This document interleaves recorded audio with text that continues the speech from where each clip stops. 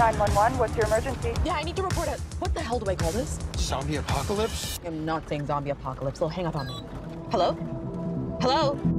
Syfy's Day of the Dead series is ostensibly based on George A. Romero's 1985 film of the same name, but all that the two works seem to have in common is the zombie tropes that Romero pioneered. The dead are walking, and the humans they're trying to eat are just as monstrous. It's a shallow attempt to bring in audiences with name recognition, and the premiere leaves little reason to keep watching.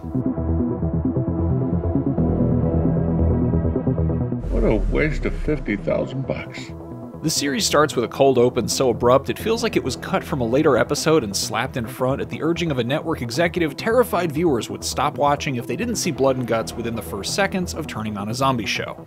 It's packed with shots of the shambling zombies chowing down on the residents of the fictional town of Mountain, Pennsylvania, and shallow attempts at humor and shock value. Some of the character names are tributes to those in Romero's film, but that's as far as the similarities go. The cold open also makes multiple attempts at emotional beats that lack any punch without the context to come once the opening credits roll and the show makes the inevitable transition to earlier and actually introduces the cast. Day of the Dead does seem to hew to Romero's supernatural version of undeath rather than the more modern virus-based versions. The troubles start in Mountain after Sarah Blackwood, played by Morgan Holmstrom, finds a masked corpse while working on a fracking crew, and her ruthless boss tries to cover it up to avoid any work stoppage or controversy. While Romero gave Day of the Dead a distinctive visual style by shooting in Florida wetlands and claustrophobic underground facilities, the Syfy show is filmed in Vancouver like so many other low-budget genre productions. The dull color palette makes it feel especially bland, and the characters feel just as flat. Day of the Dead's premiere tries to find the right mix of melodrama, humor, sex, and gore that makes for good horror, but it fails on almost all counts. The jump scares are predictable, and the serious lines and jokes fall flat thanks to almost universally wooden delivery by the unimpressive cast.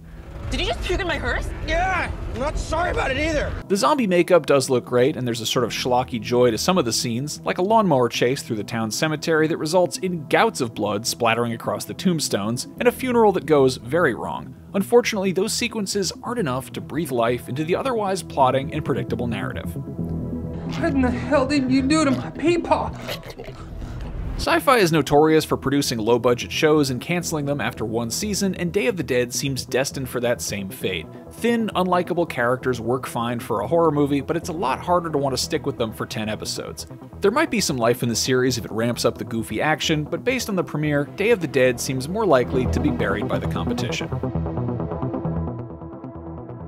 For more, see what we thought of the Chucky premiere and Amazon Prime's I Know What You Did Last Summer, and for everything else, stick with IGN.